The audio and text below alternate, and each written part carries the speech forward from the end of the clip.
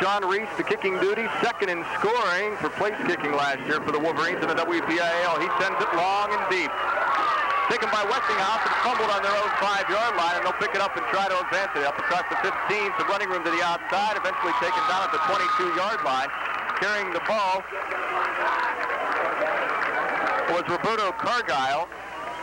Cargile, a returning letterman and flanker for the Westinghouse Bulldogs. Jeff, he had the ball on just about the 5-yard line, a nice long high kick by Sean Reese, and he fumbled it momentarily, and that's why the fans were up and roaring right away. Augustinelli coming up with the stop for the Wolverines. Westinghouse comes out set with a wide out split in close to the near side. Backs will line up in the power I formation. Quarterback is Damon Webb. Long count by Webb.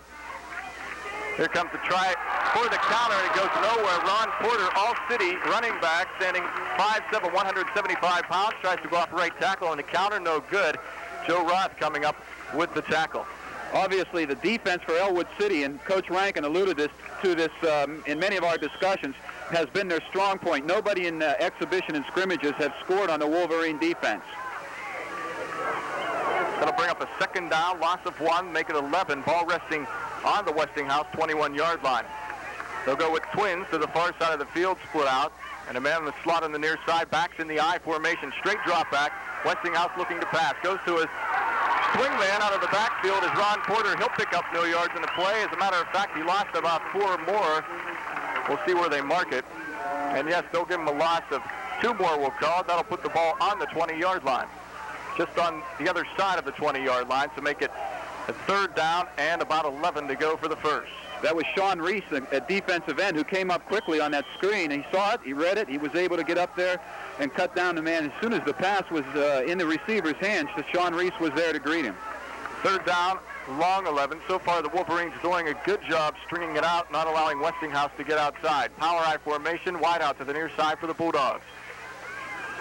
A lot of confusion inside. I believe we might have a fumble, but we don't. The Wolverines coming up with a nice play on that. Jones coming up to make the stop for one of the Wolverines. Also another host of Wolverines in on the play. Also coming up, Sean Reese to help out stop Westinghouse. We'll be able to see the punt return team now for the Wolverines, because early in the season last year, that was one of their weaknesses, but a lot of that has to do with in scrimmages, you don't get a chance to punt. A lot of the teams run their offensive and defensive plays. We'll see what happens this year for the Wolverines.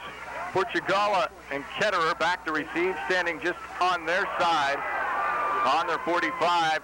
A high snap and a bad kick by Westinghouse. The ball will get a good bounce, though, and roll close to out of bounds in the Wolverine territory on about the 46-yard line. The Wolverines take over first down and 10 with their first opportunity in good field position. As we try to pick up the numbers early in the ball game, that was Knight who was punting for the Westinghouse ball team, and the snap came in very, very high. He had trouble handling it, and the return men both did the right thing on the kick. As the ball went off the side of his foot, they let it roll out of bounds. Defensively, the Wolverines doing a good job on the first defensive series, not allowing Westinghouse any penetration. Now we'll see what the Wolverines can do offensively. Motion, Jones to the near side. Straight ahead handoff. Chapman plows his way up across the midfield, and he'll be stopped at about the 49-yard line of Westinghouse. Pick up of 4 on the play. We'll call it 5, second down, and 5 for the first down. One thing you're going to hear a lot this year, Jeff, is the word trap, because that's what the Wolverines like to do. They'll trap you to the left, trap you to the right, and that time they trapped right up the middle. Brown with the tackle for Westinghouse, second and 5. Motion to the far side. Hall, he'll take the handoff, look for running room, stutter step, is able to find some, gets it up close to the first down as he gets down deeper into Westinghouse territory. Across the 50, down close to the 45-yard line, just shy on the 46. That'll bring up a third down and about 1 to go for the first. In on the tackle, Wiggins. In that particular play, there was a pulling guard out in front. I think it was Richard in front of Dave, and Dave Hall had to hold up and let his blocker pull out in front of him. Wolverines, third down, about 1.5 for the first. Jones in motion to the near side, straight ahead handoff. Finding some running room is Hall. He fumbles the football, but he's able to recover it and get it back.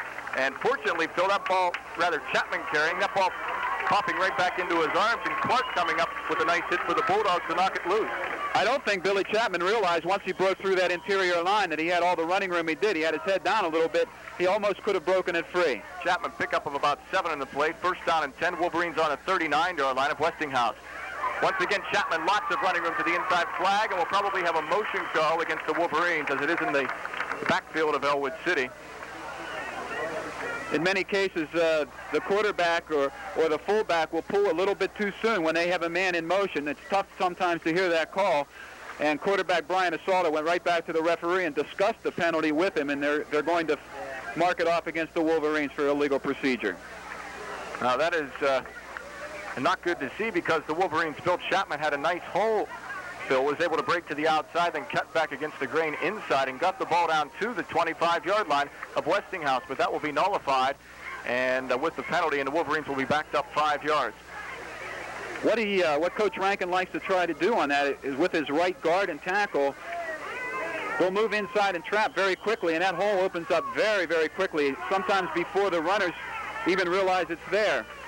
And that's exactly what happened. First and 15, Wolverines with the ball on their own, or rather on Westinghouse 44-yard line. Jones with the counter to the near side, finds some running room, and he's able to get it across the 40 down to about the 38-yard line. Kevin Jones returning from last year. He played basically JV ball last year, but he's a quick running back. If he gets in the open field at all and gets a step on people, you'll see him go. In that case, he didn't have the running room outside. If he would have had maybe one more step to break to the outside, he could have gone. Pick up a 4 in the play. Second down, we'll call it 11 for the first. Knight with the tackle. Jones in motion to the near side. Chapman looking for room. He won't find it this time as he's corralled after a pickup of about, well, he got back to the original line of scrimmage, so that'll bring up a third down. And they did give Chapman a couple of yards in the play. Third down and 9 will be the call. Wolverines have the ball sitting in Westinghouse territory on the 37-yard line. Troy Mill, the inside linebacker that time for the Westinghouse ball team, was able to blitz inside and grab Brian Assalta almost before he handed off. Let's look to see them air it out maybe this time. Assalta, long count, sends a man in motion to the far side. Wide out, split to the far side. Assalta looks to pass off the waggle. Gets his man out of the backfield in motion for the first down. Picking up the pass, Nick Perry, the halfback, standing 6'1", 175 pounds. He's a junior, and that's all they needed, Phil, was to flood that zone, and he was able to pick up the first. It was Nick Perry who came in motion from left to right, and they pulled everybody out downfield and opened up the whole right side of the field for Nick Perry to go out in the flat and complete that pass. First and 10, Wolverines now deep in Westinghouse territory, ball on the 26-yard line. Again, motion, and this time the Wolverines will be called for moving too soon from the line of scrimmage. It looks like it came from the left side. I believe, Jeff, that Westinghouse might have jumped off before that on the count. Okay, that's what the call is. It is against Westinghouse. Good observation. That'll move it ahead 5 for the Wolverines, so they'll now have a first and 5 with the ball on the Westinghouse 21-yard line. 6:44 on the clock remaining in the first quarter of action. Wolverines have had the ball since getting possession of it after 3 downs and punts from Westinghouse. Here comes the counter to the near side. Jones looking for running room outside. He'll find it, and he will get into the end zone. Nice running by Jones. He was able to scamper to the outside. Phil picked up a nice block over there, and he'll get it in for the touchdown from 21 yards out. It was a nice lead block on the outside. It was Kevin Jones who dipped that shoulder for inside and broke to the outside. And once again, if you can see Kevin Jones, you give him a step, he's going to beat people on the outside a lot of times this year. It was a Tony Dorsett type move. I heard Frank Gifford talking about it on Monday Night Football last season when Dorsett can bring his right or left shoulder down and juke to the outside. He can beat a lot of people, and that's exactly what Kevin Jones did. Sean Reese setting out to kick it. Assalta set the hold. Good snap. Kick is up. It's good. Wolverines are on top by the score of 7-0. 6:28 remaining in the first quarter of play. We'll be back after this message. Still, we're stopped a couple of times by penalties, but they were able to get it in for the touchdown. Jones with that 21-yard scamper to the outside. I think what you're going to see, what I said on the coach's report. Mr. Inside, Bill Chapman, and Mr. Outside this year. Hopefully, the potential was right there in Kevin Jones, and we saw it on that particular run. Reese set to kick it off, has it teed up. Wolverines set now to defend. Back to receive for Westinghouse on their 10-yard line. Cargyle and also Porter. Reese, another fine kick. He'll send Cargyle back to his own 11-yard line. Cargile's running room across to the 25. Tries to get outside on the far side of the field. Jukes. And he's run out of bounds finally on the 34-yard line. First down and 10 for Westinghouse. Coming up with the stop, Portugallo for the Wolverines. What I'm looking at right now, Jeff, is how many players Coach Rankin sends in on defense, because what he's trying to do this year, as much as possible, is to try to use a defensive and an offensive unit that's separate so each team can get a little bit of rest. That time, 9 different players went in on defense.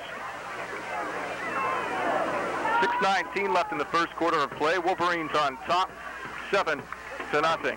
Westinghouse in the I formation. Porter is starting the I. He's all city for Pittsburgh from last year. 2 wideouts to the far side. Straight drop back for the quarterback Webb. Has the time, looks downfield, has a man open on the street, and he drops the pass that was in his arms. Wolverines messed up on the coverage, and the intended receiver was Knight. On the coverage was John DeLuca at halfback, and Phil, there seems to have been some kind of mix-up there because Knight was wide open on the far sideline. What it looked like they did, since they set up 2 receivers, as you mentioned, they set up 2 receivers on the left side. It kind of overloaded that zone and brought in also a back out on the left side. It made it difficult coverage for the zone to shift over there very quickly. Second down, 10 for Westinghouse. Ball resting on their own 34-yard line. Power I formation. Webb calls the signals. Long County's been going with that all night. Try to go inside. They won't find any room as the Wolverines defensive front has been giving up nothing on the run. On the tackle, Poindexter, rather carrying the ball, Poindexter for Westinghouse, and a host of Wolverine players will call it Phil making the stop. Right, it was Chris Cortez that I saw get up off the bottom of that foul. Chris is basically going on defense, and he was able to read the block, shed it, and he met the ball carrier just as the handoff was made. He was right there in his steps. Loss of 1, 3rd and 11. Ball on Westinghouse's 33-yard line. Wideouts to the far side. Again, straight drop back. Wolverines with the blitz from the outside, and they're going to take down the quarterback Webb for Westinghouse. Coming up with the stop, Nick Perry coming in from the outside on the blitz. Right, it was Chris Cortez on the inside with the pressure, and it was Nick Perry on the outside. Nick was blitzing from his cornerback position on the left side. I'll tell you what, something else, another player to watch this year. We saw him blossom last year as a sophomore, is Nick Perry. He's a strong kid. He's got a lot of potential, especially as a defensive back. Loss of 9 on that sack by Perry of Webb, the quarterback. 4th down. Westinghouse set to punt it away. Punt is snapped over his head. He'll be down right there on the 5-yard line. And Wolverines have an excellent opportunity, Phil, to punch it in on Westinghouse's 5. Now, that's the second time the snap has been over the head of the punter. That's exactly what I was going to say, Jeff. The second time in a row. The first time, let me get his number 82, Knight. John Knight is 6'2". He was able to jump up and grab the ball the first time. This time it was way over his head. I'm not sure whether he did the right thing or not. I don't know whether he would have had time to get a punt off or not, but he had his back turned to the on-rushing Wolverines, and he did the only thing he possibly could have, and that was following a ball inside the 5-yard line. We'd like to let everyone know that the fireworks for this evening's game on a touchdown scored by the Wolverines and at the beginning of the game brought to you by Grossman's Restaurant and Classic Gold 92. Wolverines motion to the near side, looking to get it. That Paul fumbles the football, and I believe it's recovered by the Wolverines. No, they'll give it to Westinghouse. They came up with it, a good stick inside, and as Coach Rankin mentioned, Westinghouse, a tough-hitting ball club. Nick Perry carried the ball. He fumbled it on about the 2-yard line. He tried to carry that ball as he was coming from right to left. He tried to cut up inside tackle, and he was hit very, very hard, Nick Perry was, and he lost the handle of the ball, and it was covered very quickly by the inside players on the Westinghouse Bulldog Ball Club. They tried to trap inside. That's the play that sprung loose Jones for the touchdown earlier in this quarter. Wolverines lead at 7-0. Westinghouse with their backs to the wall on their own 2-yard line. First down and 10. And it'll be a quarterback sneak straight ahead by Webb as he tries to give the Bulldogs some breathing room, gets it across the 5 to about the 6-yard line. Pick up of 4, we'll call it 2nd and 6. Roth on the tackle for the Wolverines. Joe Roth is one of the players that the Wolverines have high hopes for this year. In fact, Coach Rankin picks him as one of the best, if not the best, linebacker in the entire MAC conference, and that's speaking highly of a particular player, Joe Roth, that is. Pick up a 3 for Westinghouse on the QB sneak. 2nd and 7. Ball on the 6-yard line of Westinghouse. Long count again. Trying to draw the Wolverines offside. Won't work. Looking for running room. All-City running back is Ron Porter. He's able to give the Bulldogs some more room close to the first down, but he will be short, I believe, by about a yard to half a yard.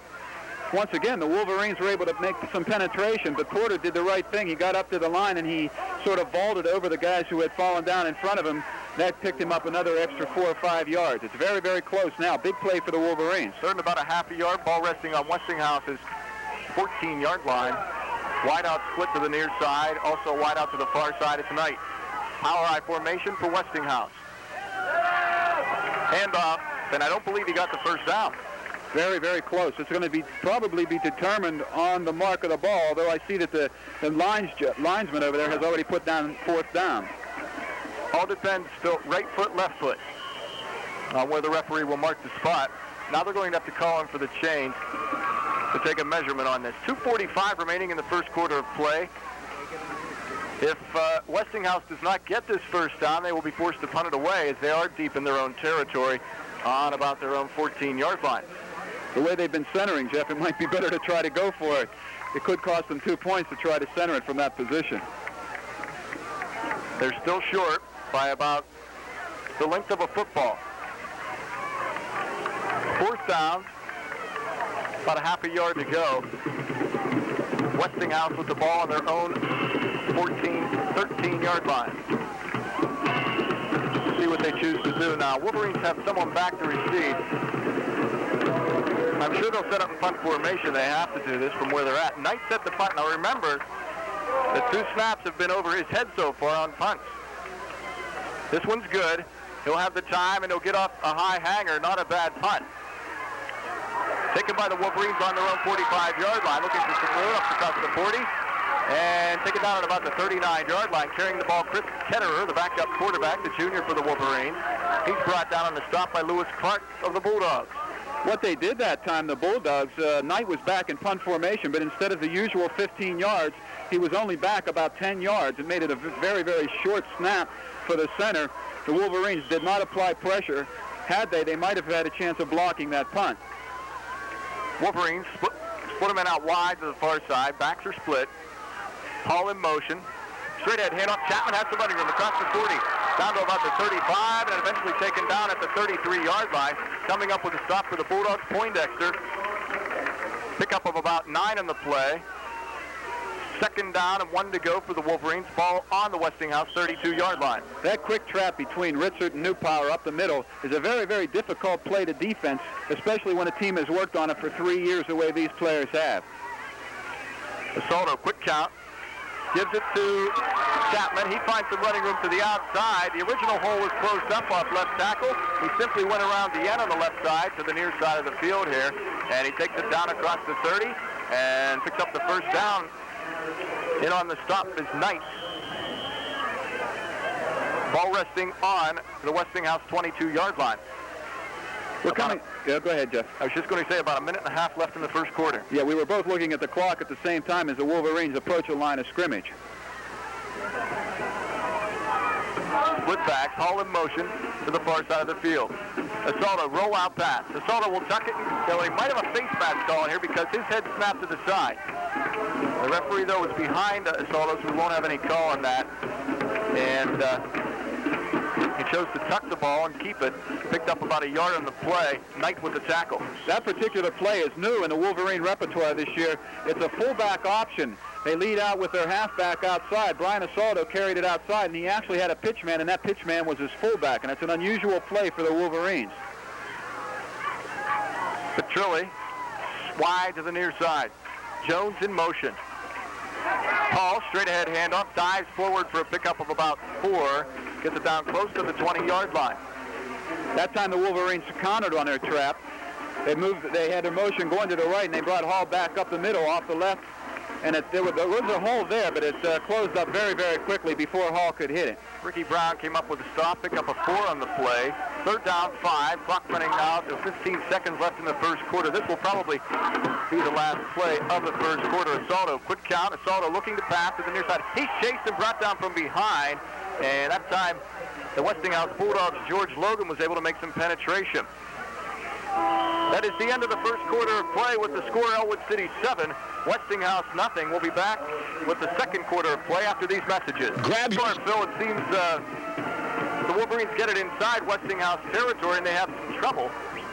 They've had that so far in their first 2 possessions, although they do lead 7-0. Asaldo straight drop back, 4th and 11. They're going to set up the screen. Pass is high, intended for Nick Perry. You're right, Jeff. They haven't seemed to be able to penetrate. That was a big 4th down play. I'm sort of surprised that Coach Rankin didn't try a field goal because Sean Reese can kick it that far. There's no doubt. I don't know whether they have all their players set up 4 field goals of that length just yet. One of the hard things, though, and difficult to get into the system early in the year is how to pick up blitzes. And right under that particular situation, the Wolverines picked up the blitz very well. The pass was overthrown, though, and Nick Perry didn't have a chance to take it upfield. Had Nick been able to get his hands on that, he had the blockers out front for the screen on the far side. Westinghouse with the ball traveling right to left on your dial. Pitch back by Webb to Porter. Porter some running room.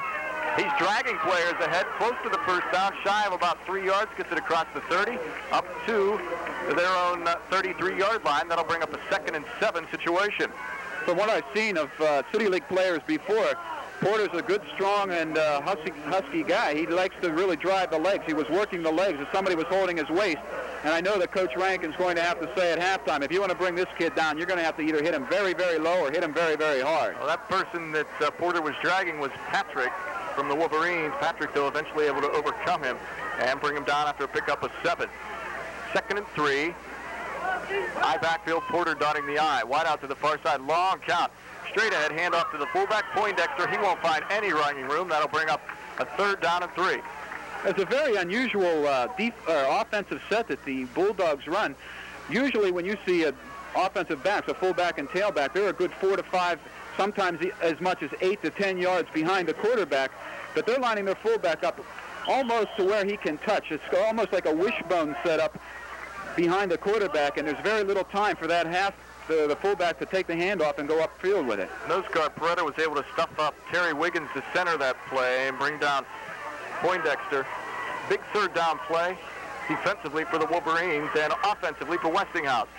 Straight ahead handoff. Lots of running room this time is found by halfback Derek Whitted. He'll pick up the 1st down, and it seems to have drawn off the Wolverines that time. Phil, a little counter play to the inside. That's because I don't think the Wolverines were expecting Whitted to carry the ball. They've looked for Porter. They've seen Poindexter twice now, and that time they got a new look. That was the fake inside to Poindexter and handing it off to Whitted outside. Kevin Jones on the stop for the Wolverines. 1st down and 10. Ball resting on the Westinghouse 46-yard line. Power I formation, wide out to the far side. Straight ahead handoff. This time Whitted carrying the ball again, and he'll pick up about 2 in the play, bringing up a 2nd down and 8, moving the ball up to the Westinghouse 48-yard line. The halfback-fullback exchanges with quarterback have not been smooth at all for the Westinghouse Bulldog team, and yet the Wolverines still have not been able to capitalize as much as they would like to have. I'm sure that Coach Rankin would like to at least have 2 touchdowns on the board at this juncture in a ball game. Cortez in the stop that last play for the Wolverines. Clock running, 9:35 remaining in the first half of play. Wolverines lead it 7-0. 2nd and 8 for Westinghouse. Ball on their own 48-yard line. Here comes the play out to pass, and it won't go because blitzing from the side is Nick Perry. That's the 2nd time he's been able to get to the quarterback tonight. Phil, he blitzed both sides and was able to get him from the blind side this time for the line. Yeah, I predict Nick Perry to be a definite all-conference performer, especially that defensive secondary position. He's experienced and he's strong. He's very, very quick. That time, though, you have to give a little bit of credit to the coaching staff who made that call because he went in unmolested. A 9-yard loss on the quarterback snack by Perry of Webb. 3rd down, 17 to go. Westinghouse backed up now to their own 38-yard line. I formation. Again, the long count by the Bulldogs. Pitch back. And fumble. fumbled, but I believe that Porter was able to get back on it. He had the ball in his hands still, might have hit him a little high on the shoulder pads, and he had to go back on it. He'll pick up the ball, and Westinghouse will be forced to punt. Yes, he was looking upfield and also looking at some Wolverines coming in behind him. I think he tried to make his cut a little bit before he had the ball. Had he kept a hold of the ball, he really didn't have too much running room. Wolverines with good pursuit on the line of scrimmage. 4th down, 22 to go. And Knight will be set to punt it away for Westinghouse. 8:10 and running remaining in the first half of play. Wolverines with a slim 7-0 lead here in the first half of play.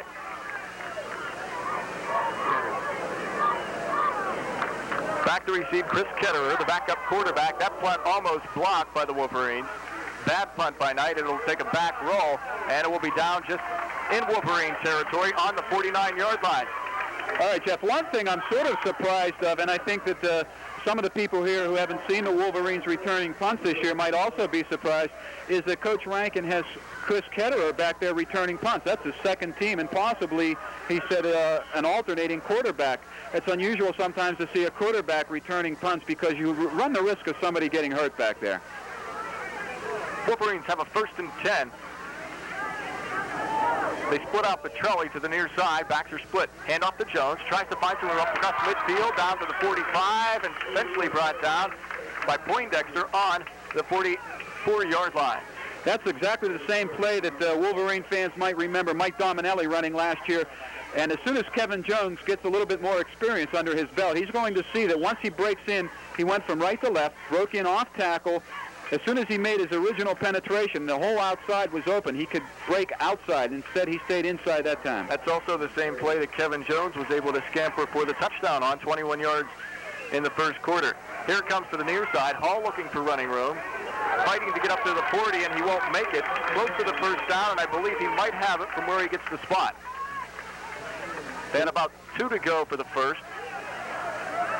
It looks as though he might have leaned right into the 40-yard line, which would have given him the first down. Nick Perry coming in, and Coach Rankin told me that he wants to run a lot of different backs because you never can tell. Backs take a lot of beating during the year, and you never can tell who you might have to play with, and I'm sure he's about 4 or 5 deep at the halfback and fullback position. First down is good for the Wolverines.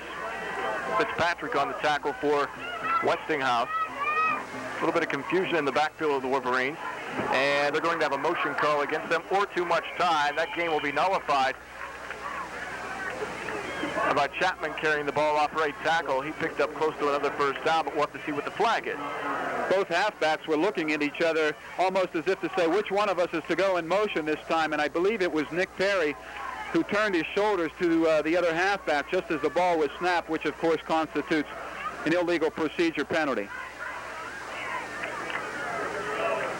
So the Wolverines won't have as much room now. They still have 15 yards to go, and maybe we'll get a chance to see Brian Asaldo's passing arm.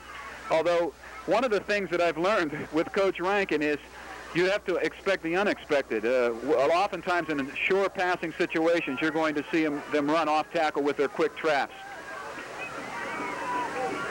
1st and 15, Wolverines. Illegal motion wants to call. Jones in motion to the far side. Here's the play to get him the touchdown. He's across the 45. Up to the 40. Has some room. Makes the turn to the outside. Down to the 35. And brought down to the 33-yard line of Westinghouse. Coming up for the stop was Malik Morris of Westinghouse Bulldogs. The idea of his ball control ball game is to get you thinking inside and go with it outside. That time, that's what happened. They had him thinking Chapman inside, and there was Kevin Jones breaking around to the outside.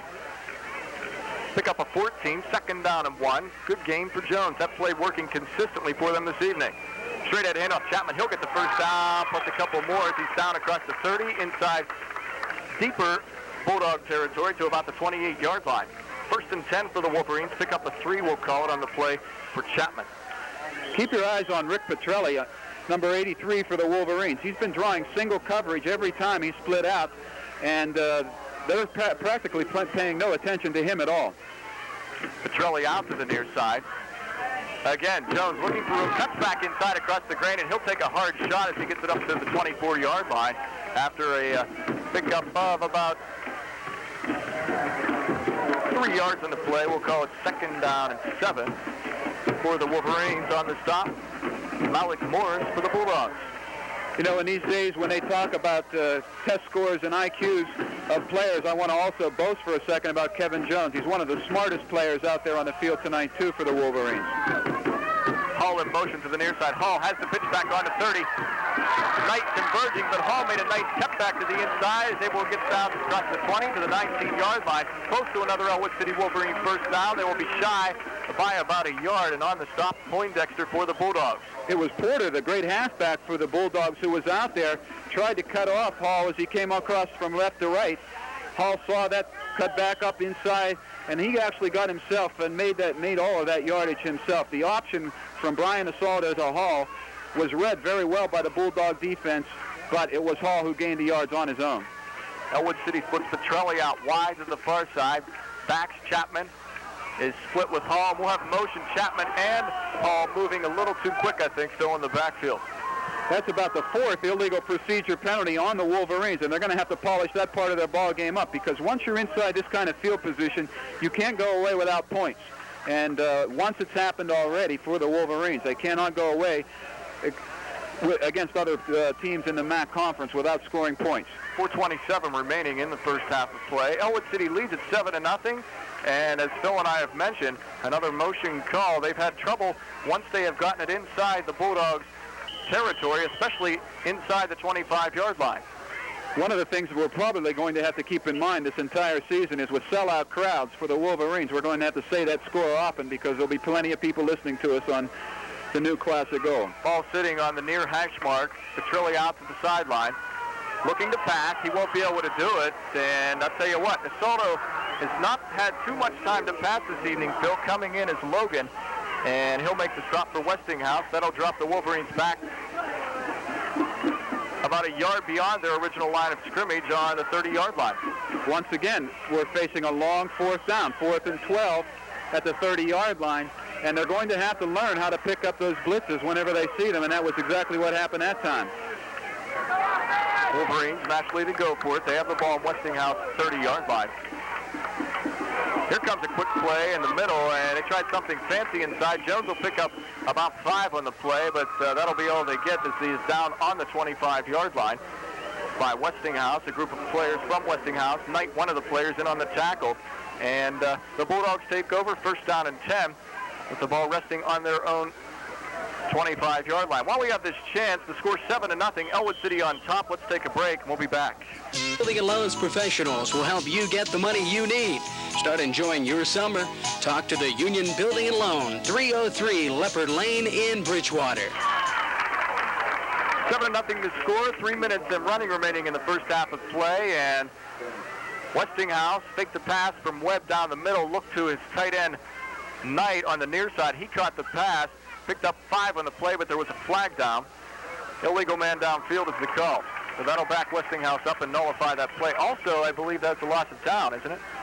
Yes, I believe so. What we're going to have now is another backup by the Westinghouse Bulldogs. They're going to keep going back and further into their own territory. But I know that Coach Rankin cannot be happy with the fact that he's gotten into scoring position twice and come away without any points. They just can't do that.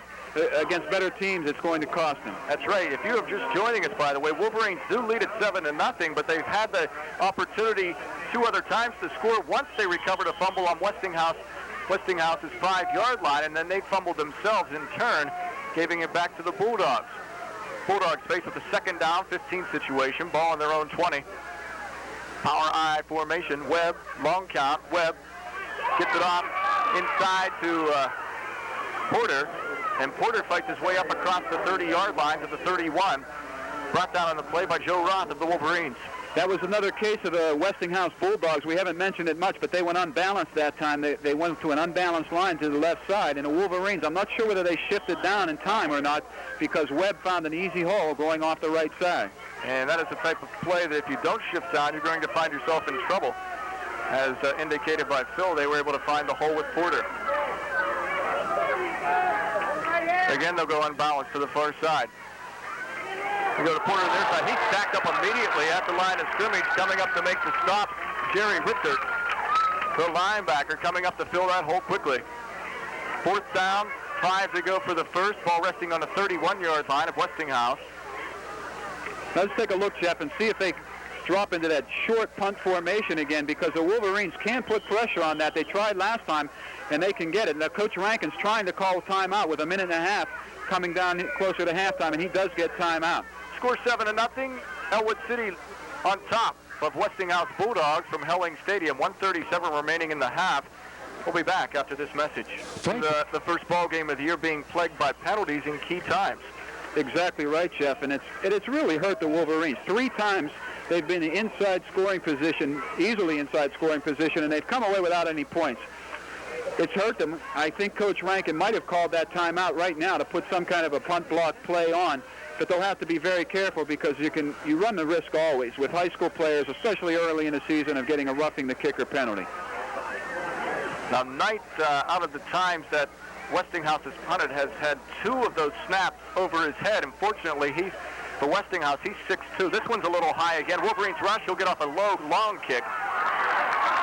And it's taken by the up-back Ketterer. He's looking for running room, won't find much of it at all. Wolverines will have the ball on their own 47-yard line.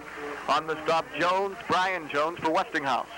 You know, Jeff, to compensate for that poor snapping, I counted the yards that time. He was only 8 yards behind the center. That's the same distance that a halfback oftentimes lines up behind a regular quarterback. So it's almost a quick kick position that he's lining up from. 1:20 and running remaining in the first half of play. Wolverines lead at 7-0. They have the ball and a chance to put another score on the board if they are able to drive it down the field. They're on their own 47. Asaldo looking to pass for another score here. Oh, Jones had the ball in his hands at the 50-yard line, and he'll lose it out of bounds. On the coverage is Ron Porter for the Bulldogs. That one just simply getting out of the grasp of Jones off his fingertips. There was a man that cut right in front of Kevin just as he was ready to snare that pass. He might have lost his concentration briefly, but as you said, it was in his hands. A lot of oohing and aahing, because after the play was over, a defensive back came up and hit Kevin, but that's perfectly legal. You can do that as long as Kevin made contact with the ball. Second down, 10 for the Wolverines. We'll see if the Wolverines decide to put the ball in the air again. Jones and Chapman split in the backfield. Motion to the near side by Perry. Again, looking to pass the ball. Perry this time, ball overthrown out of his reach by Asaldo, and they try basically the same play, still running the motion man into the flat out here on about the 50-yard line.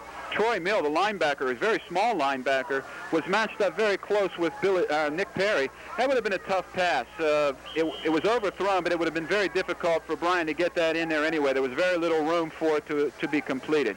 Look for, I see Perry coming into the ball game.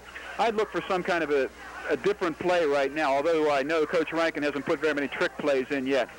Minute 5 left in the first half. Wolverines on top 7-0 over the Westinghouse Bulldogs here from Helling Stadium. Third down and 10. Wolverines on their own 47. Here comes the blitz. Asaldo will have to eat it, and he'll be taken down on about the 36-yard line is where they'll throw the marker down. Coming in to make the stop, Logan, and he was able to blitz to make that play. It was a bit of a trick play that they had set up. It was a center screen set up for Billy Chapman. He was ready, but Brian Asaldo just had too much pressure on him.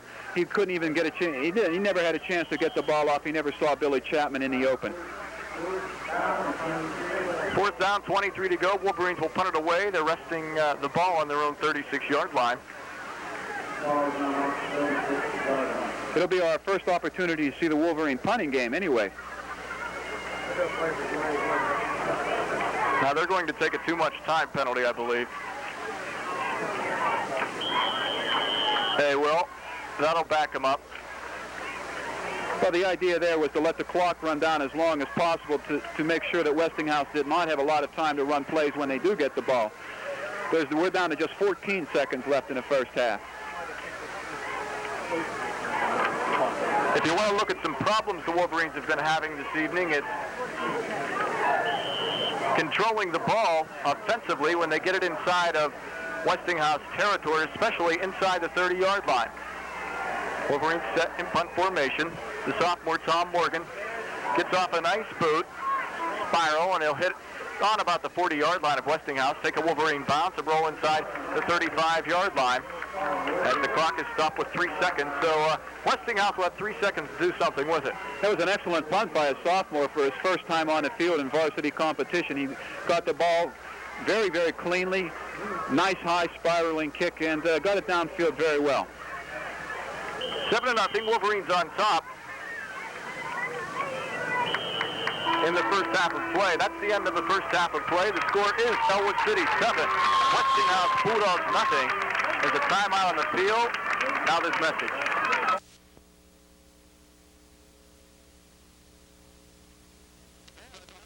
Team that was a doormat all of a sudden is going to become the number 1 contender. I talked to Al Campman yesterday, and he said, you know, Phil, we're picked only to come in number 4 after going to the finals 2 years in a row. We're picked to come number 4 in our section, even with a potential All-Stater and Danny Alloy back on their team. They're only picked 4th in their own section.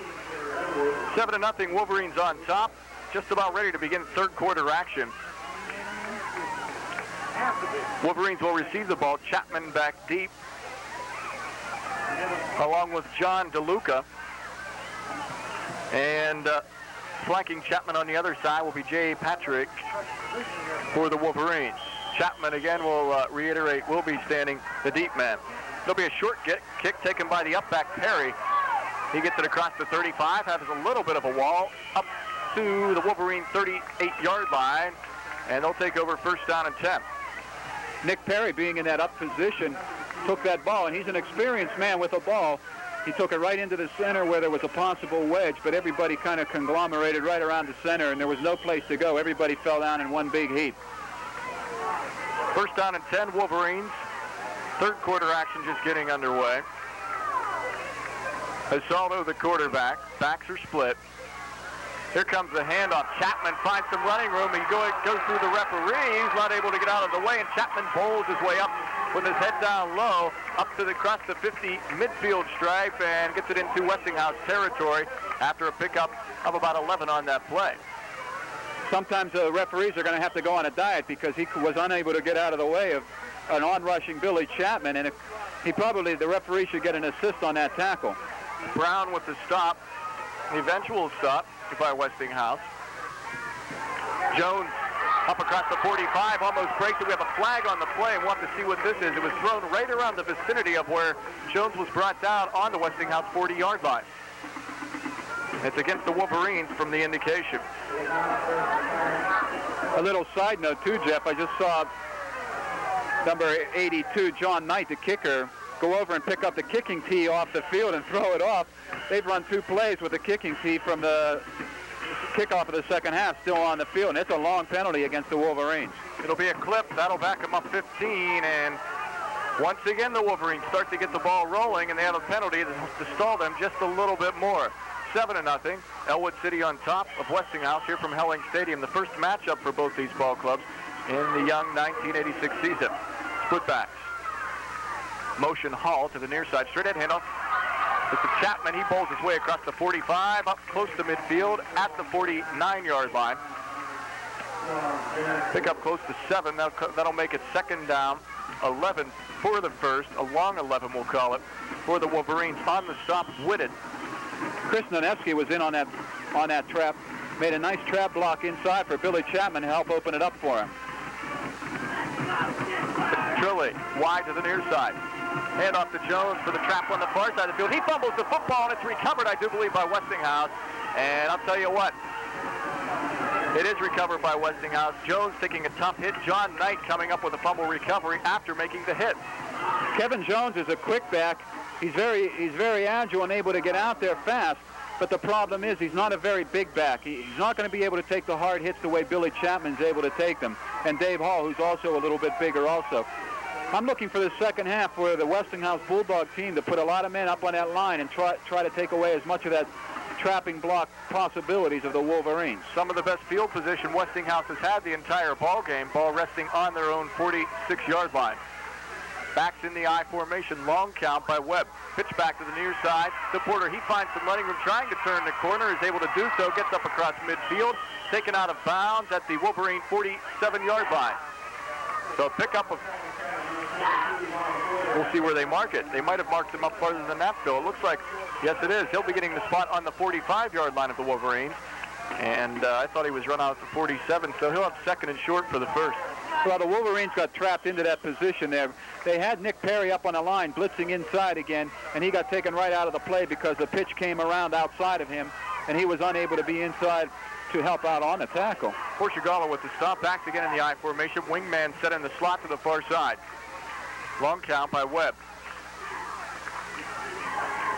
Webb tries to find Porter some running room. He stopped at the line of scrimmage. Now he's scampering out behind the backfield looking for room to go. And I think he'd have been better off just to plunge his head in there as he was going. Instead, he's tackled by Ritzer for a loss. And that'll take him back close to their original line of scrimmage in their own territory on the 46-yard line. So we'll call it a loss of 9. I don't think Coach Rankin's going to be upset with the play of his defense tonight because they played aggressively and they played very strong. Jerry Ritzer was in there, and in fact, Porter nearly lost the handle of the ball. Joe Roth was down trying to grab a hold of the ball, but Porter was able to recover it himself. Wolverines doing a good job, by the way, stopping Porter, not letting him get outside after stopping him up the middle. Again, the I formation. Everybody's tight except the wing on the far side. Straight drop back. Webb, he's in trouble. He lets it fly. Has a man open, and it's caught on the Wolverine 25-yard line. Brian Jones just simply out-leaping the Wolverines defender, Paul Portugala, on the corner. But we'll have a flag. It'll be against probably holding, I do believe. That is the preliminary call against the Bulldogs. I'm not sure, Jeff, but it looked as though somebody clipped one of the Wolverines inside as they tried to follow the quarterback outside and make a tackle. And I didn't see it for sure, but the flag was definitely down before the pass was in the air. The big 6'2" man upfield for Westinghouse was able to go up over top of Portugala, who's only 5'10". It was almost like two guys going up for a rebound downfield. 15-yarder. That's what it'll be, the clip. The Wolverines have also had one of those big 15-yard clipping penalties. Matter of fact, on their last possession. Third down, 35. Is that a break for the Wolverines or what? Especially when we know the way they punt. Another thing, Jeff, the Wolverines were in there on the quarterback, and he actually had no place to go. The penalty was marked from the spot of the foul, not from the line of scrimmage. And you can't say that Portugala didn't have good coverage. He was there. It's just simply that Jones was able to out-leap him. Jones standing about 6'3" for Westinghouse. Porter trying to find some room on the far side. Across the 20, up to the 25, and run out of bounds at the 33-yard line of Westinghouse after a pickup of close to 10 yards on the play. He's run out of bounds by Ketterer. What the Wolverines will do is that they'll set up both Nick Perry and Chris Ketterer to the wide side of the field to hopefully get a situation just like that whenever you have a fast back, is that you put your experienced defensive backs on that particular side of the field. Now watch for this particular punt again. 4th and 24. Knight set to punt it away. Ketterer back to receive on his own 43-yard line. Snap's good. Wolverines get some pressure. Nice punt this time by Knight. It'll send Ketterer back, and he'll fumble the football briefly and get it back. He'll have no running room and be brought down on his own 31-yard line. Ketterer not really having any wall this evening. At least the Wolverines basically haven't been setting up the wall. I guess I shouldn't have made that comment because they have been rushing the punter mostly this evening. So Ketterer really not having the time to go anywhere. No, in fact, I'm surprised he's not trying to fair catch those kind of balls that he's getting because that was high in the air and he risked getting hurt. They are sending everybody trying to block those short snap punts. 8:20 of running remaining in the third quarter of play. Wolverines lead at 7-0 over Westinghouse. Chapman again finds some running room up across the Wolverine 35 to the 38-yard line. And on the stop, Whitted, one of the ball players, to make the tackle. Second down, 8 to go for the first. And we're looking at that ball control offense once again. Pretty much what I sort of expected Coach Rankin to do. He's going to try to keep it under control, try to dominate the game, and get the Bulldogs tired out. Again, Chapman off right guard across the 40 up to the 42-yard line for the Wolverines. Close to an Ellwood City Wolverine first down, but shy by about half a yard. They might bring in the sticks. And they will do just that. 7:35 remaining in the third quarter of play. Ellwood City leading at 7-0. Now this message. Attention.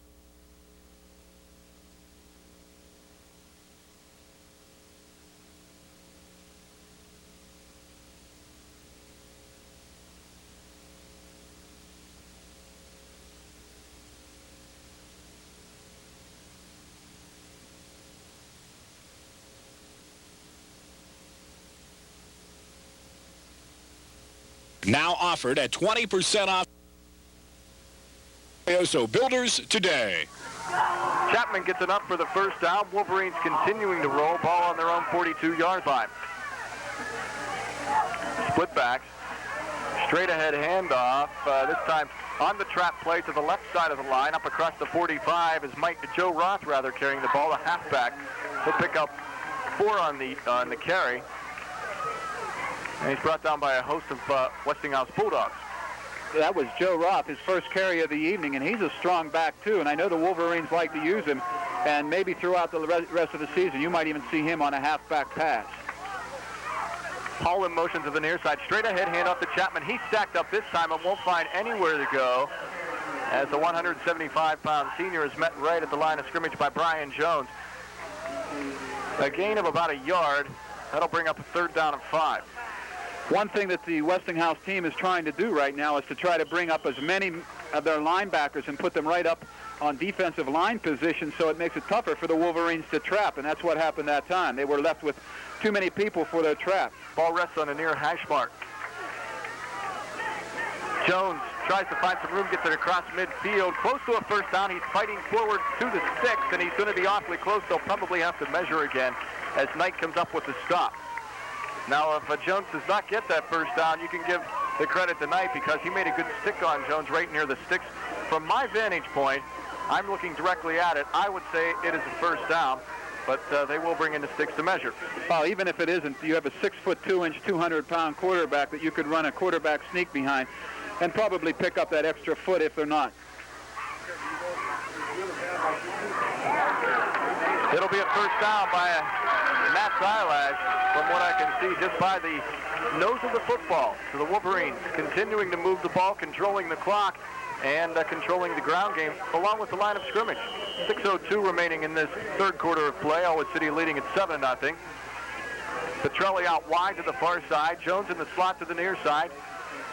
Backs are split. Hall and Chapman. Chapman will take it off the trap to the near side, up across, or rather down across the 48 to about the 46-yard line. Pick up a 2, 2nd down and 8 for Ellwood City on the stop.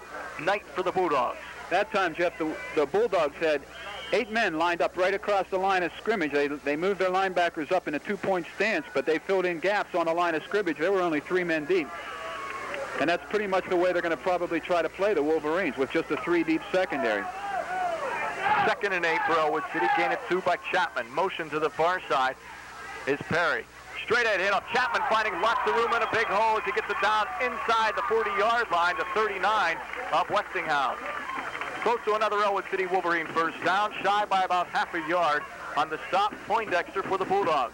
That time they had those linebackers in the gaps, but they tried to come in and blitz the quarterback, Brian Assalto, and by the time they got past the line of scrimmage, they saw Bill Chapman passing the other way into their secondary. Wolverines just using power football, Phil, at this point in time, controlling that line of scrimmage.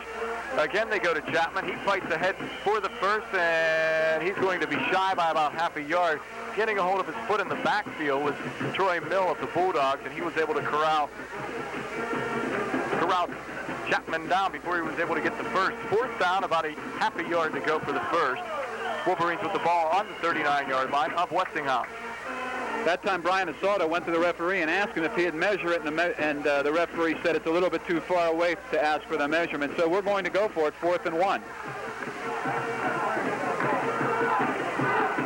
Jones Gets the first and about a yard more. Now they've been using that play all night with Jones coming in motion and getting the ball on the inside handoff, and he's able to pick up the first down this time as he goes off left tackle, picking up 2 on the stop. It's Clark for Westinghouse. So the Wolverines have a first down and 10. The ball resting on the Westinghouse 36-yard line.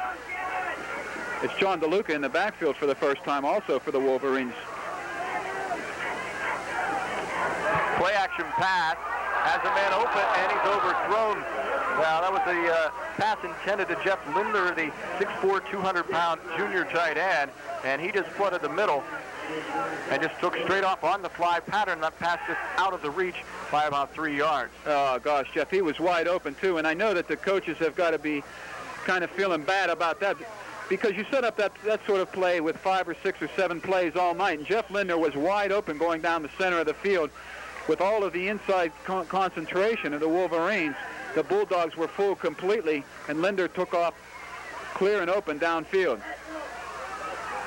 2nd and 10, Wolverines on top, 3-0. Hall in motion to the near side. Chapman bowls his way across the 35 down to the 33-yard line of the Bulldogs. And Roberto Cargile with the stop for Westinghouse. The score is 7-0 with 3.5 minutes left here in the third quarter.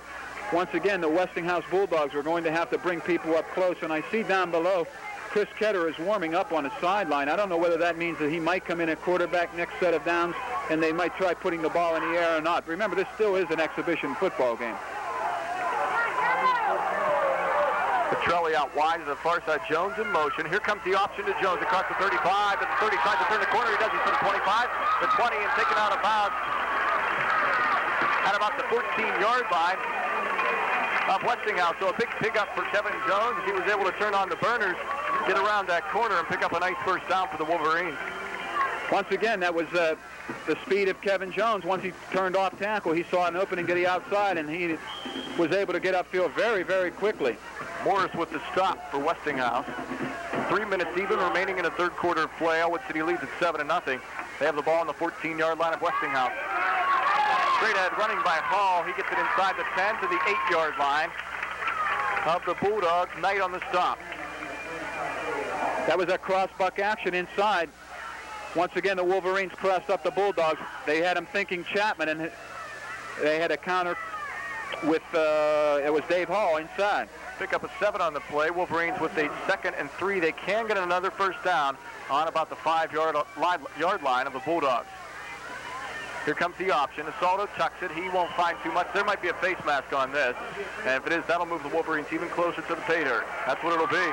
That's a preliminary call. Joe Roth came in that time, Jeff. And Joe Roth came in at that slot position. And what he's especially good for, Joe Roth, is that he's able to block out in front of the option play, and that's what Brian Asaldo was following. He saw Joe Roth at the slot position, came across the right side, and was able to turn it in behind the block of Roth. Brian Jones, the man that grabbed the face mask of Asaldo. That moves the ball half the distance of the goal. They'll put it on the 3-yard line. 2nd and goal from the 3 for Ellwood City. They lead at 7-0, looking to go on top by more. 2:23 remaining in the third quarter of play, and the Wolverines have basically controlled the clock this entire third quarter. Backs are split. Straight ahead, blind touchdown for the Wolverines, and carrying the ball in is Perry. Or rather, Chapman. Check that. Chapman carrying the ball in straight ahead for the 3-yard touchdown. Once again, they use the quick trap inside and pick up the TD. Straight ahead is the best way for the Wolverines to go, and that's exactly what they did. They went in straight ahead. And right now, I wouldn't be surprised if the Bulldogs are beginning to tire. They've been on defense almost the entire ball game, and you just can't take that beating. The Wolverines inside are not real big, but they are very, very strong inside. Sean Reese, the 2nd leading scorer, kicking-wise in the WPIAL last year, set to kick it away. It's no good. He pulled it to the right. That kick is no good. Wolverines lead it 13-0. 2:09 remaining in the third quarter of play. Now this message. Grab your stop. That point after touchdown attempt by Sean Reese going wide to the right. Wolverines lead at 13-0. 2:09 remaining in the third quarter of action here from Helling Stadium. Reese set the booted away from the 40-yard line, left to right.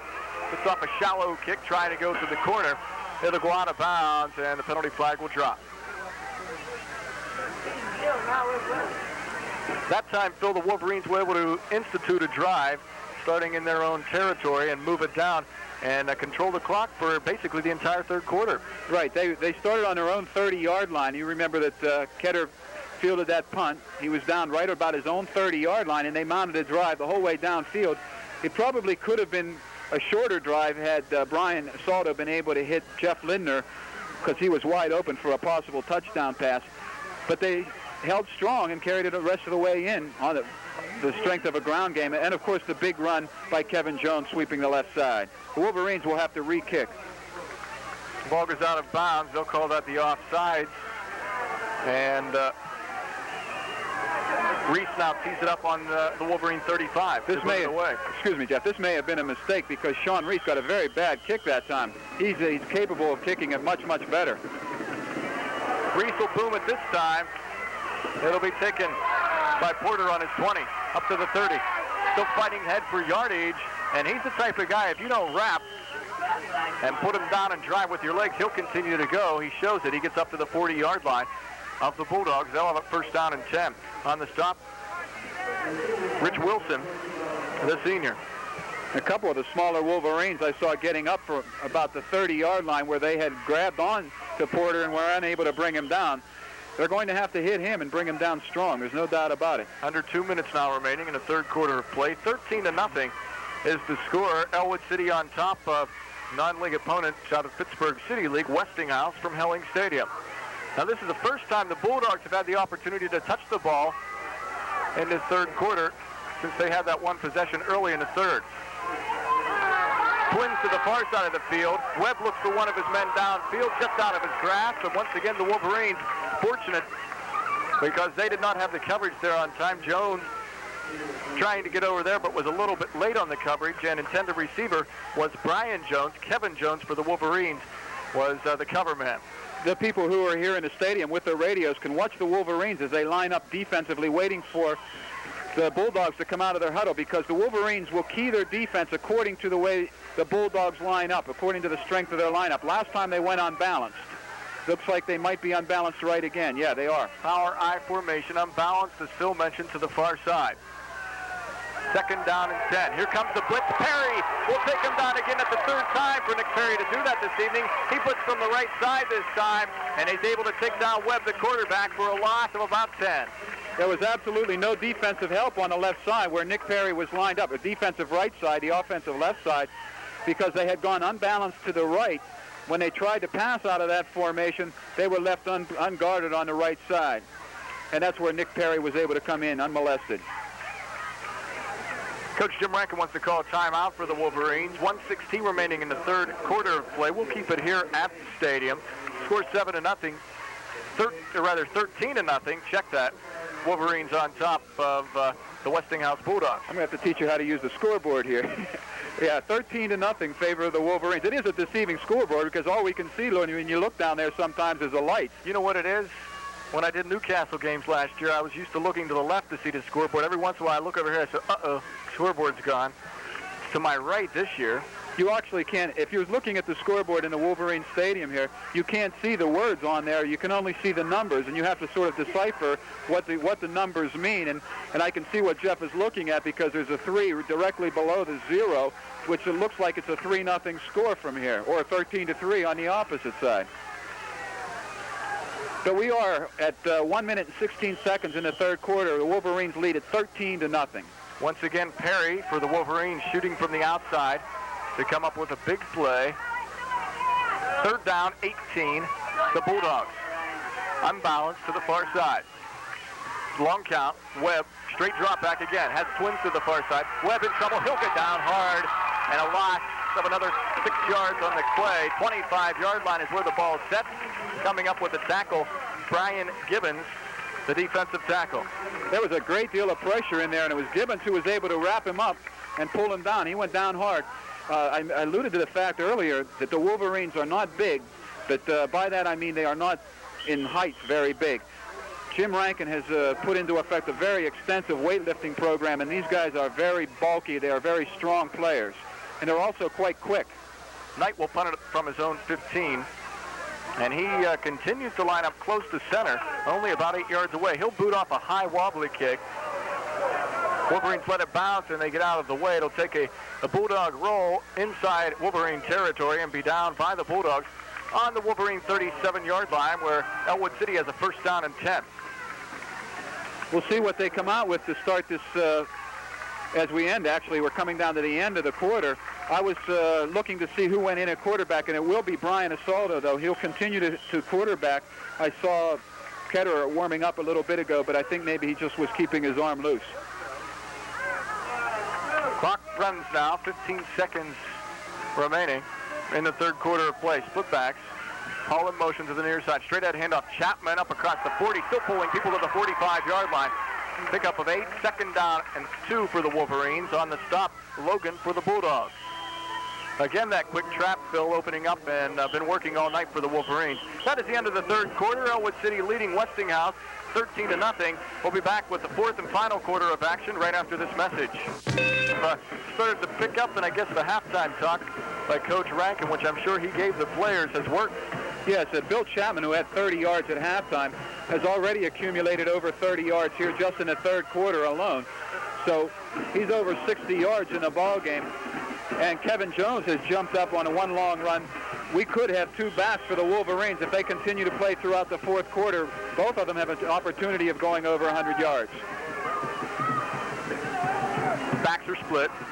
Play action pass. Asaldo time. Asaldo has a man open downfield. Oh, off the shoulder pad and the chest area of the Wolverines. DeLuca coming out of the backfield on that, on the 30, on the coverage for Westinghouse was Ron Porter, who also plays halfback offensively for the Bulldogs.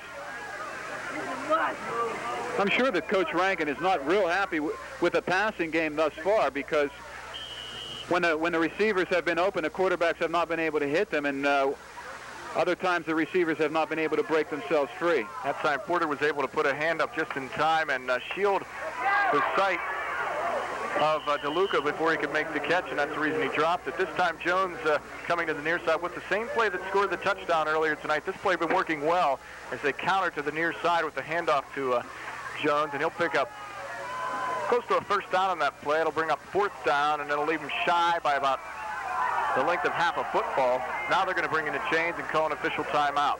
Yes, you see a lot of the coaches and staff were getting on the referees down there because it looked as though they weren't going to call for the change again. And this is awfully close. I can't see why they wouldn't call for the change.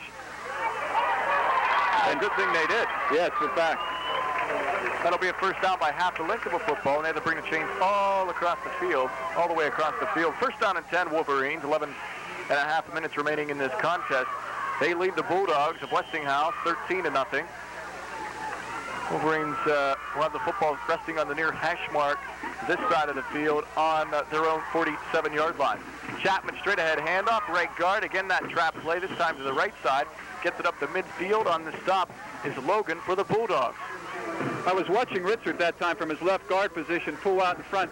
That particular play didn't develop the way the Wolverines wanted it to. The halfback had hit the hole before Richard had even gotten there to perform his trap block. Pick up a 4, second down and 6 for Ellwood City. Now what do we have? An official's timeout. I think we have an injured player from the Westinghouse side of the field. Number 26 seems to be limping off the field. That'll be Lewis Clark coming off, and checking in to replace Clark will be Ricky Brown. Clark shaken up a bit on the play. He'll be looked at by the Westinghouse staff. Second down, 6. Wolverines have the ball, the nose of the ball just across midfield stripe. Jones in motion to the near side. Here comes the option to Jones. Asaldo, he'll tuck it, has a lot of room. He's inside, deeper in Westinghouse territory, down to the 40, across the 40 to the 38-yard line. And that time, the pitchman Jones was there if he was needed. Asaldo says, I don't need you. And he tucked it inside and was able to draw out the pitchman and get inside for the nice pickup and another Wolverine first down. Knight eventually with the stop. Yeah, Sean Poindexter, the halfback who came up to turn that play in, went out with the pitchman and left Brian Asaldo all alone to turn it upfield. Petrelli out to the near side wide. Jones again in motion to the near side. Straight ahead handoff, and carrying the ball for the Wolverines will be Hall.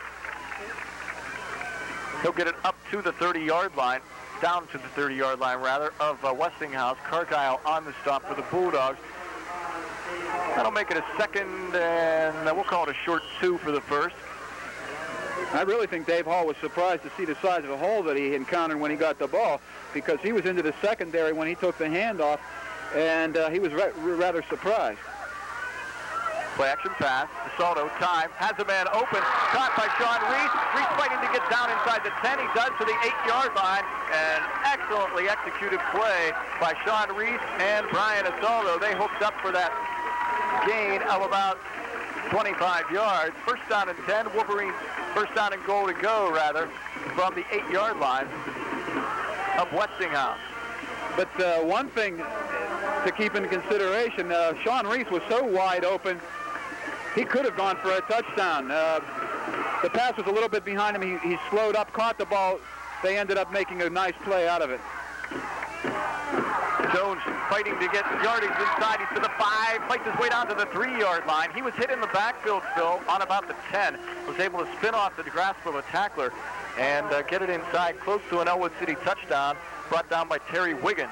That was Poindexter once again, and he's a big kid. He's carrying close to 200 pounds as he got into the backfield, and Kevin Jones was able to sidestep him and make some yardage. I see as Kevin Jones comes off the field, Coach Rankin pats him on his shoulder for a nice run. Second down. Ball resting on the 3-yard line of Westinghouse. Wolverines again threatening.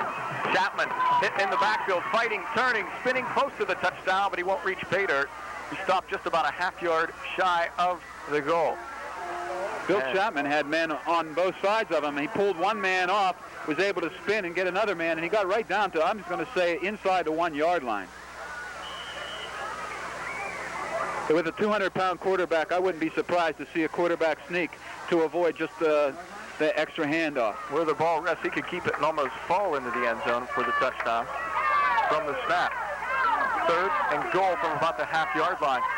Asaldo, he keeps it. Asaldo's in for the Wolverine touchdown. Wolverines go on top, 19-0 at the 8:15 mark in the fourth quarter play. So what the Wolverines weren't able to do in the first half, control the ball and stay away from the penalties that stopped them from scoring, they've turned it around here in the second half of play and have been able to do just that, control the clock and move the football effectively and keep control of it. Yes, two key things, of course, to keep in mind is the fact that the Bulldogs send a lot of players both ways, and they're getting awfully tired and worn down. But the other thing is they've played a whole first half of football, and they're not making the early season mistakes now in the second half.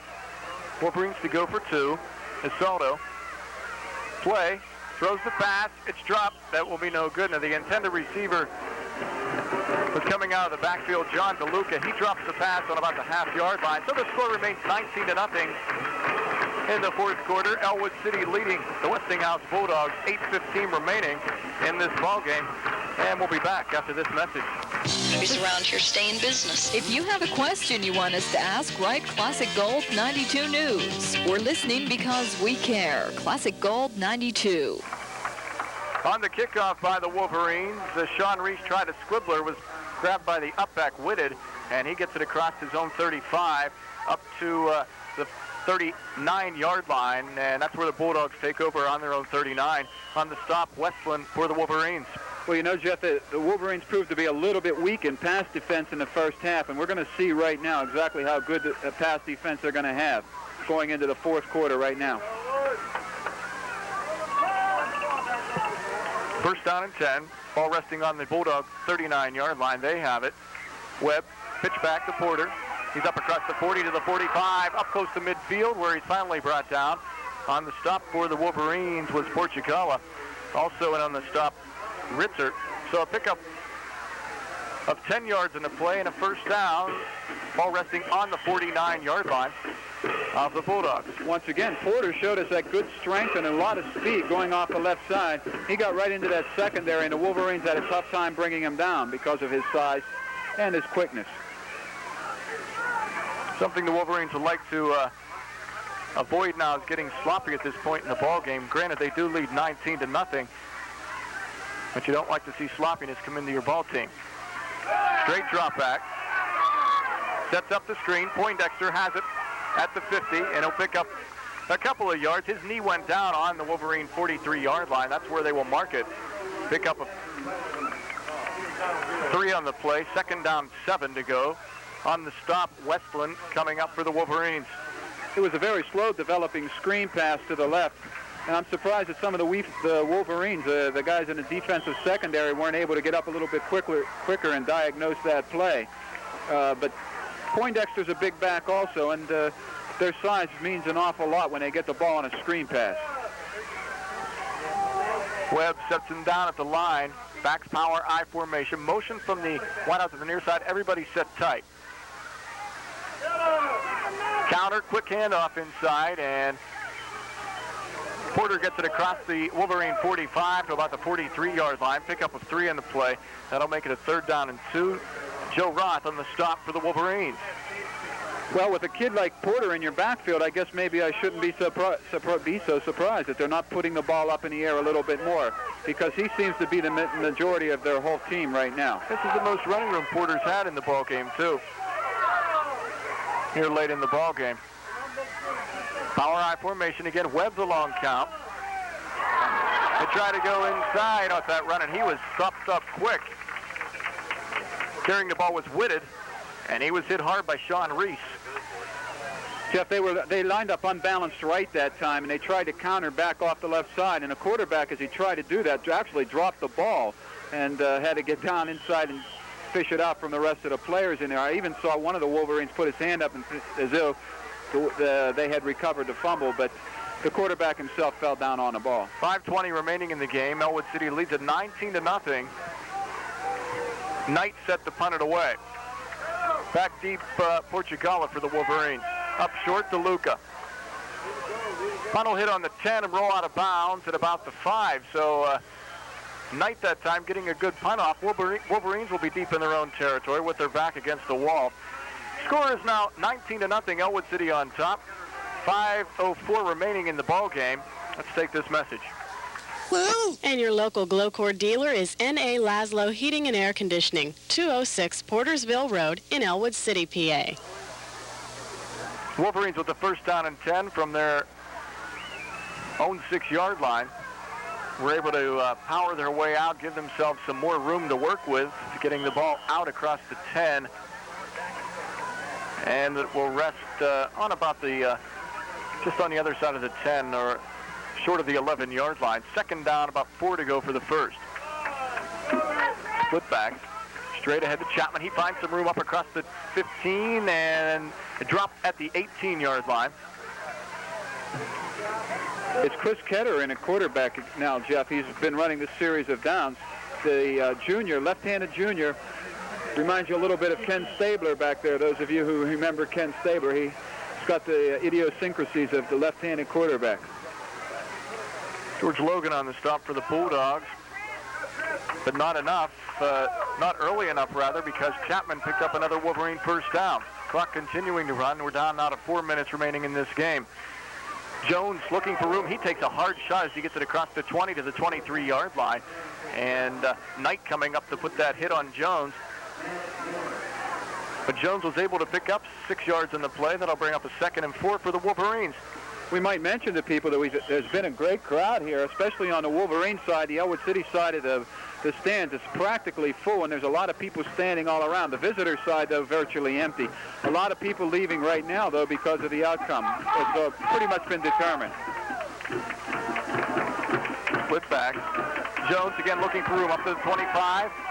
Across the 30, up to the 34-yard line. And for being a small kid, I'll tell you, he has a lot of leg power. Yeah, and he was shaking people off left and right. I don't know whether they were weak tackles or what, but Kevin Jones did a nice job of moving upfield. 19-0, the Wolverines. Knight. Go ahead, I'm sorry. Knight on the stop, and another 1st down for the Wolverines on that carry by Jones. The Wolverines will try to get in some of their substitutes very shortly. I wouldn't be surprised. Petrelli wide to the near side. Ball sets in midfield on the Wolverine 34-yard line. Paul watch the room. He'll break it. Oh, my. He's just grabbed by an ankle as he got out up to the Wolverine 47-yard line, and he was moving when he went through that hole last time. Or rather, this time, he stopped by the ankle by Cargyle, was just able to get a hold of his shoelace and pull him down from behind. A lot of the Wolverine fans oohed and awed on that one because he looked like he was gone to the races.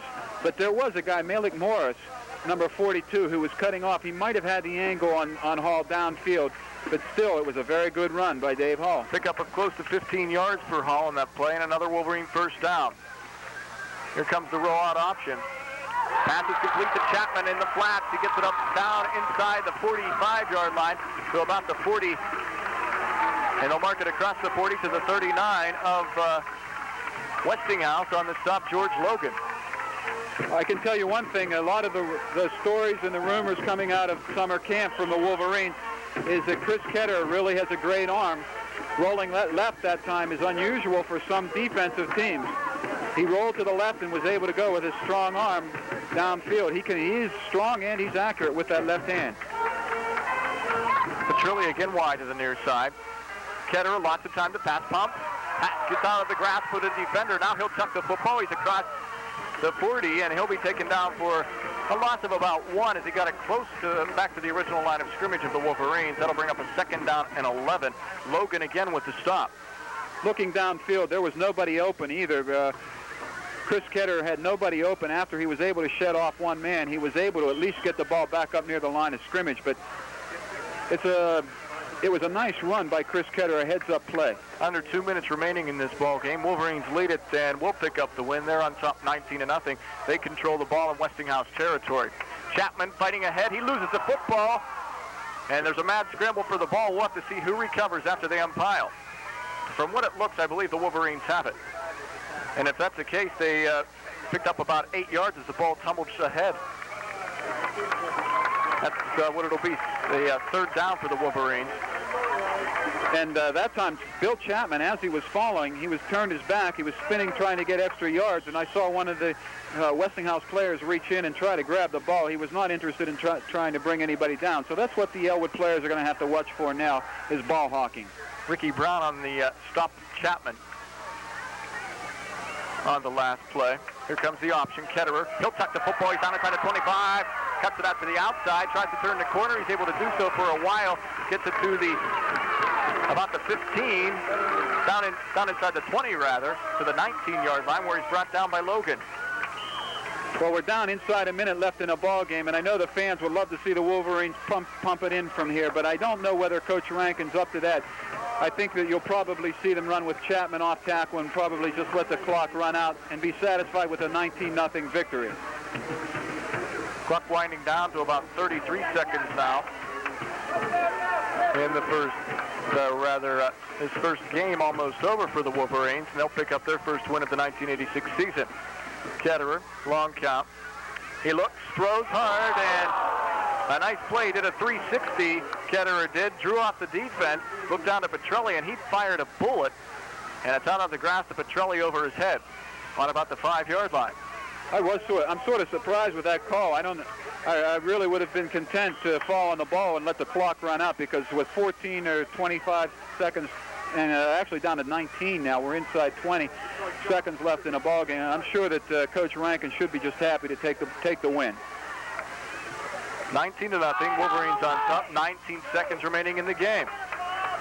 Wolverines' next opponent, they open up league play next Friday against Slippery Rock right here at Helling Stadium. Again, Petrilli to pass. Petrilli throws. It's intercepted in the end zone by the Bulldogs, and coming up with the interception is Ron Porter. He made a diving catch, a nice catch by Porter for that interception in the end zone. Yeah, there very nearly could have been an interference call, but because the receiver going downfield kind of got tied up with the defender. But that's legal as long as the ball's not up in the air. You're allowed to make a little bit of contact downfield.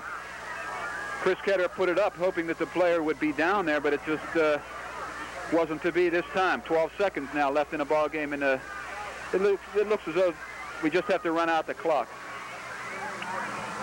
Once again, Wolverines to open up league play next Friday night. Phil and I will be on the air once again at 7:45 with the pregame. Kickoff set for 8 o'clock. They open up against Slippery Rock, and the Rockets, coming from the Tri-County League, moving up to AA play this season. Timeout taken by Westinghouse. 12 seconds remaining. Lincoln leads Westinghouse by the score of 19-0. Now this message. Our score, Wolverines on top. And they'll put everybody back in center field on about the 45-yard line of Westinghouse. You'll see a defense now that looks almost like a punt return. They put 4 men back. That's Jones, Portugala, DeLuca, and Perry, all 4 back. They're at least 25 yards beyond the line of scrimmage, playing way back, expecting a deep pass. 12 seconds left with the Wolverines leading at 19-0. And Webb, of course, as expected, will put it up. A lot of time. Chased out of the pocket a little bit now. Throws it down. Almost picked off by Jones. Wolverine 30-yard line. That'll stop the clock with the incomplete pass at 4 seconds. So we have time for just one more play before we have to call the quits for the first game of the year. The Wolverines will tow away a first victory, 19-0. Has not been a spectacular one. I don't think Coach Rankin is going to brag a lot about this particular ball game. Although they did play much, much better in the second half, it was not the kind of ball game he would like to have had for the first game of the year. I'm sure Coach Rankin is thinking he's glad this wasn't a league game tonight. Again, Webb the long count. Time for one more play as the clock will wind down and no time left. And Webb will let it fly long. Almost picked off again by the Wolverines at midfield. That's the end of the ball game. Wolverines pick up their first win of the 1986 season and will open up league play next Friday night. 19-0 the score, and Phil and I will be back to wrap things up right after this message. Frank LaGrana.